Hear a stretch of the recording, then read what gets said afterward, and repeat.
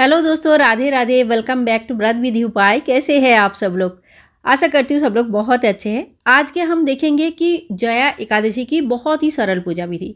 तो देखिए, सुबह सुबह उठना है। पूजा का संपूर्ण नियम क्या है, एकादशी का दशमी, द्वादशी और एकादशी 3 दिन की जो नियम होता है वो संपूर्ण वीडियो मैंने ऑलरेडी अपलोड किया है, आप चेक जरूर कीजिएगा। बहुत सारी इन्फॉर्मेशन है। आज हम देखेंगे पूजा विधि। तो सुबेरे सबसे पहले आप मंदिर की पूजा कर लीजिएगा, धूप दीप इत्यादि कर लीजिएगा और फिर कोई अलग से भी चौकी लगा सकते हैं, नहीं तो अपनी मंदिर में भी पूजन कर सकते हैं। यहाँ पे मैंने एक अलग से चौकी लगाया है और पीला आसन बिछाया है और फूलों का आसन देके भगवान श्री विष्णु नारायण, माता लक्ष्मी जी की जो फोटो है वो विराजमान करूँगी। आपके पास मूर्ति है, आप मूर्ति की पूजा कीजिएगा। आपके पास फोटो है तो फोटो की पूजा कीजिएगा। और अगर भगवान श्री विष्णु नारायण का फोटो मूर्ति नहीं है तो आप लड्डू गोपाल जी की भी पूजा कर सकते हैं।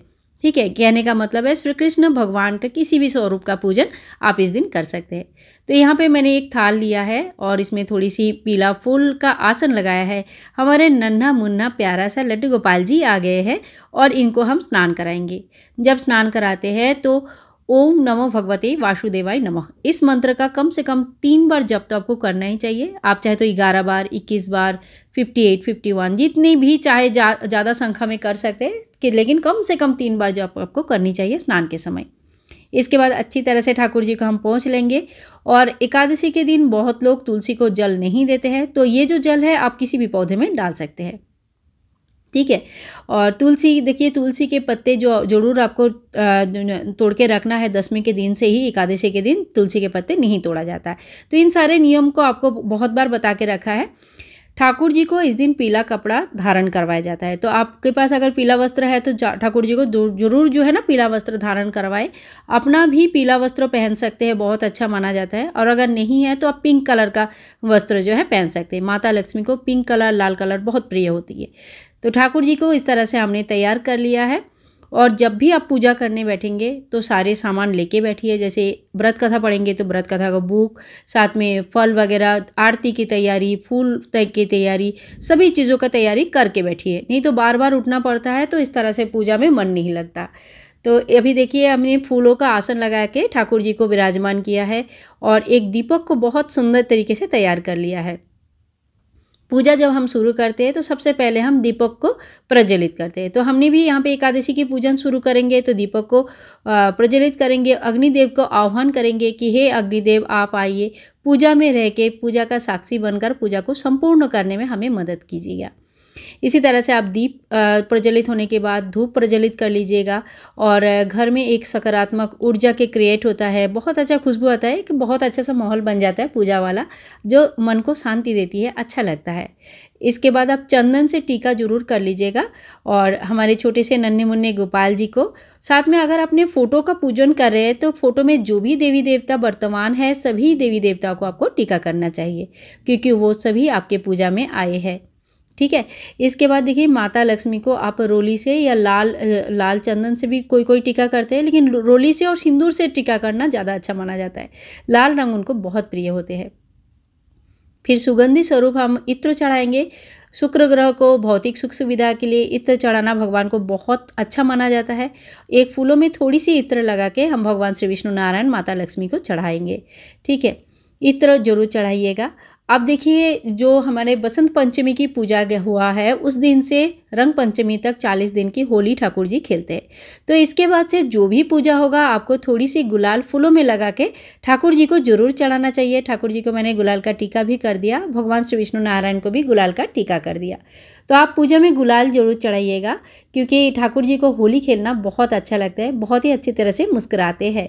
और इसके बाद देखिए, थोड़ा सा हमने तिल चढ़ा दिया। ये जो पूजा होती है इसमें तिल के व्यवहार अनिवार्य होता है।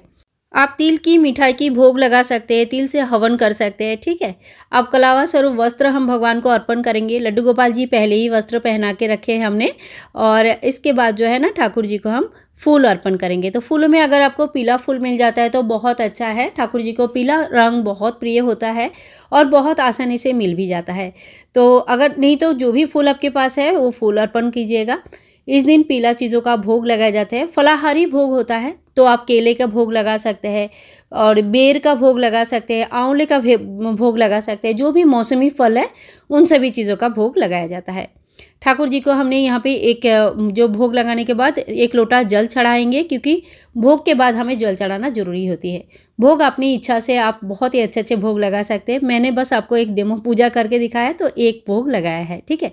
अब हाथ में एक फूल लीजिएगा, थोड़ी सी जल तिल हाथ में ले लीजिएगा एक फूल के साथ। और माघ मास की शुक्ल पक्ष की जया एकादशी की व्रत कथा आती है। आपको कोई भी जगह पे आप इसको सुन सकते हैं, पढ़ सकते हैं। और आप अगर एकादशी की व्रत करते हैं तो आपके पास एक बुक जरूर होनी चाहिए जहाँ से आप एकादशी की व्रत कथा पढ़ेंगे। व्रत कथा में बहुत सारी चीज़ें पता चलते हैं। नॉलेज हमें बुक से ही मिलती है, किसी और से नहीं।